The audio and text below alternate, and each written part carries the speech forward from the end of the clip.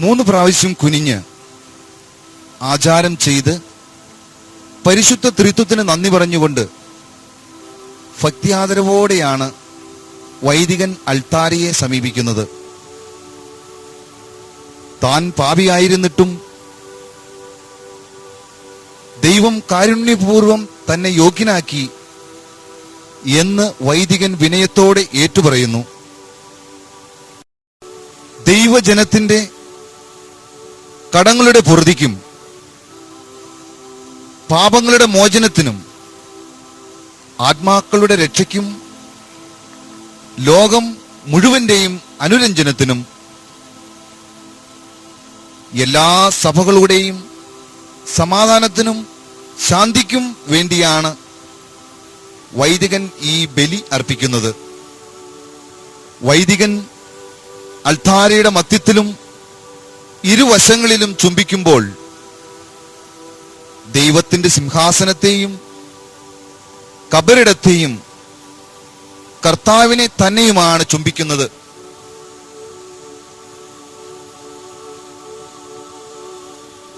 ദൈവസന്നിധിയിൽ ജനത്തിനു വേണ്ടി നിലകൊള്ളുന്ന പുരോഹിതൻ തന്റെ അയോഗ്യത മനസ്സിലാക്കി ആരാധനാ സമൂഹത്തിന്റെ പ്രാർത്ഥന യാചിക്കുന്നു.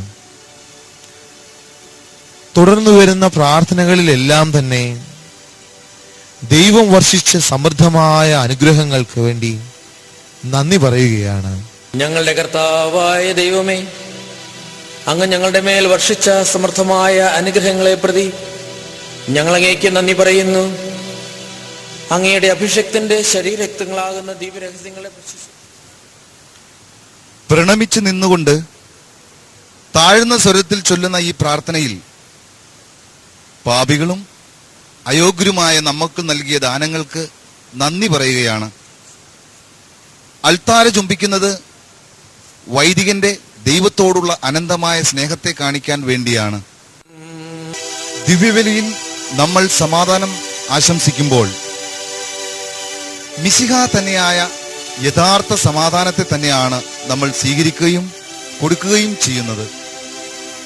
പരസ്പരം സമാധാനം ആശംസിക്കുന്നത് പരസ്പരം കുറ്റങ്ങൾ ക്ഷമിച്ച് വെറുപ്പും വിദ്വേഷവും നീക്കി സ്നേഹവും ഐക്യവുമുള്ള ഒരേ ഹൃദയത്തോടും ഒരേ ആത്മാവോടും കൂടെ സമൂഹം ഒരുങ്ങിക്കഴിഞ്ഞു എന്ന് സൂചിപ്പിക്കുവാൻ വേണ്ടിയാണ്. ശോശപ്പ ദിവ്യരഹസ്യങ്ങൾക്ക് ചുറ്റുമായി വളച്ചു വയ്ക്കുന്നത് പട്ടുവസ്ത്രം കൊണ്ട് കർത്താവിന്റെ തിരുശരീരം പൊതിഞ്ഞതിനെ സൂചിപ്പിക്കുന്നു. ദിവ്യരഹസ്യങ്ങളുടെ മേൽ ധൂപാർപ്പണം നടത്തുമ്പോൾ പരിമള തൈലം കൊണ്ട് ഈശോയുടെ തിരുശരീരം പൂശിയതിനെയും പരിശുദ്ധ ത്രിത്വത്തോടുള്ള ബഹുമാനത്തെയും സൂചിപ്പിക്കുന്നു.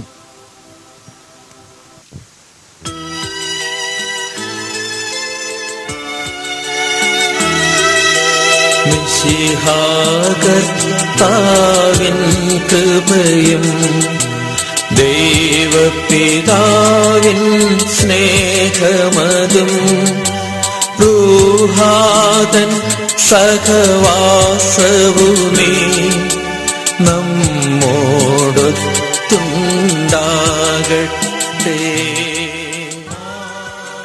കാർമ്മികനും സമൂഹവും ചേർന്ന് സംഭാഷണ ശൈലിയിൽ നടത്തുന്ന ഈ പ്രാർത്ഥന ഭക്തിപൂർവം പങ്കെടുക്കേണ്ട ഒരു രഹസ്യമാണ് വിശുദ്ധ കുർബാന എന്ന് സൂചിപ്പിക്കുന്നു. നമ്മുടെ ഹൃദയ വിചാരങ്ങൾ സ്വർഗത്തിലേക്ക് ഉയർത്തി സ്വർഗത്തിലായിരിക്കുന്നത് പോലെ നമ്മൾ വർത്തിക്കണമെന്നും നമ്മോട് ആഹ്വാനം ചെയ്യുന്നതോടൊപ്പം തന്നെ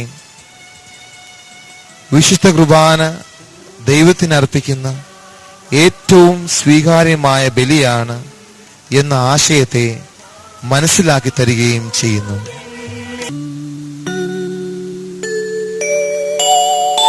ഒന്നായി ഉച്ചസ്വരത്തിലവർ തിരുസന്നിധിയിൽ അനവരതം സ്തുതിഗീതങ്ങൾ പാടുന്നു, സ്തുതിഗീതങ്ങൾ പാടുന്നു.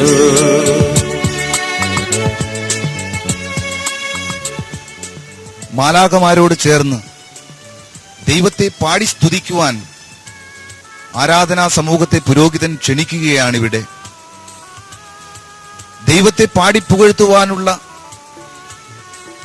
കാർമ്മികന്റെ ക്ഷണത്തിന് ആരാധനാ സമൂഹം നൽകുന്ന പ്രത്യുത്തരമാണ് പരിശുദ്ധൻ എന്ന ഈ കീർത്തനം. ചുരുക്കത്തിൽ പഴയ നിയമത്തിൽ ആരംഭം കുറിച്ചതും പുതിയ നിയമത്തിൽ സാക്ഷാത്കരിച്ചതും യുഗാന്ത്യത്തിൽ പൂർത്തീകരിക്കുന്നതുമായ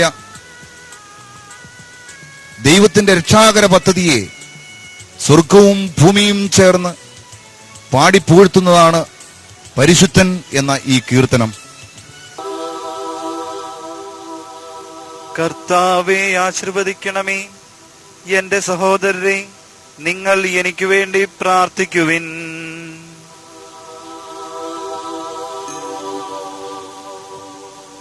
കൂദാശ ഭാഗത്തിന്റെ ഹൃദയഭാഗത്തേക്ക് പ്രവേശിക്കുന്ന ഈ സന്ദർഭത്തിൽ പുരോഹിതൻ തന്റെ അയോഗ്യത മനസ്സിലാക്കി സമൂഹത്തിന്റെ മുഴുവൻ പ്രാർത്ഥന യാചിക്കുകയാണ് ഇവിടെ.